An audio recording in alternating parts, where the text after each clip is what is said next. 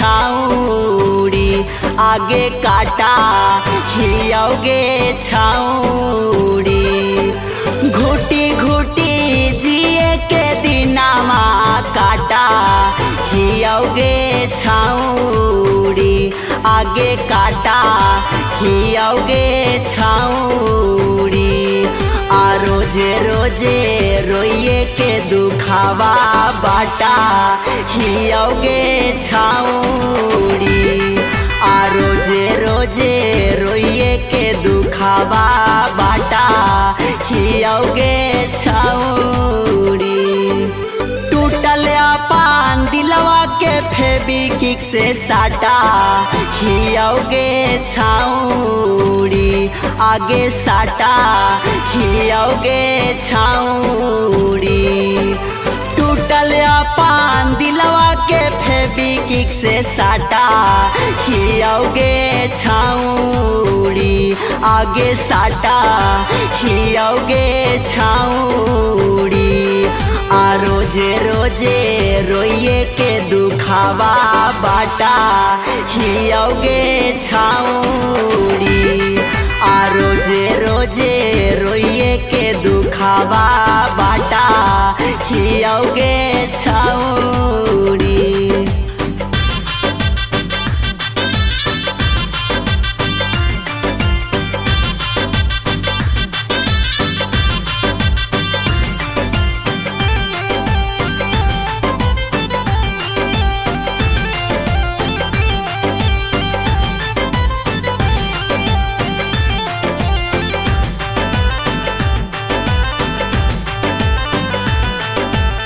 Music by Manikant सुगम।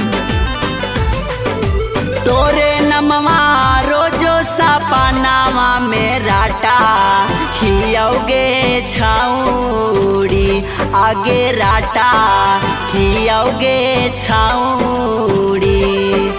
तोरे नमवा रोजो सपनावा में राटा खियाओगे छाउड़ी, आगे राटा खियाओगे छाउड़ी। आगे नहीं जहिया वही हमरा हिया ताका खियाओगे छाउड़ी। आगे नहीं जहिया वही हमरा हिया ताका खियाओगे छाउड़ी।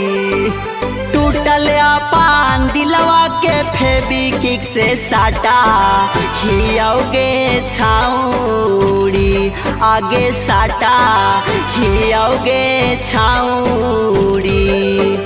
टूटल पान दिलवा के फेविक्विक से साटा खियाओगे छाउड़ी, आगे साटा खियाओगे छाउड़ी। आ रोजे रोजे रोइए के दुखावा बाटा खियाओगे छाउड़ी। आ रोजे रोजे रोइए के दुखावा बाटा खियाओगे छाउड़ी।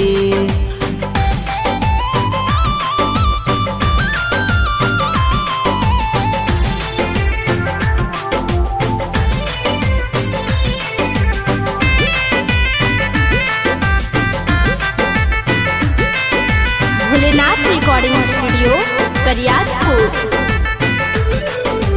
आनंद बिहारी के छतिया फाटा फेंकोगे छाउड़ी, आगे फाटा फेंकोगे छाउड़ी।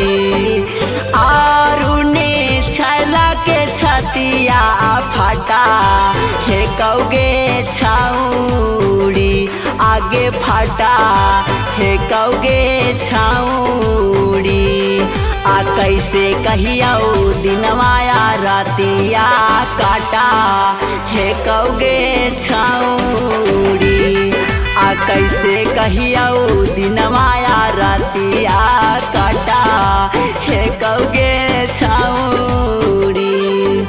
टूटल पान दिलवा के फेविक्विक से साटा खियाओगे छाउड़ी आगे साटा खियाओगे छाउड़ी टूटल अपन दिलवा के फेविक्विक से साटा खियाओगे छाउड़ी आगे साटा खियाओगे छाउड़ी आ रोजे रोजे रोइए के दुखावा बाटा खियाओगे छाउड़ी आ रोजे रोजे रोइए के दुखावा बाटा खियाओगे छाउड़ी।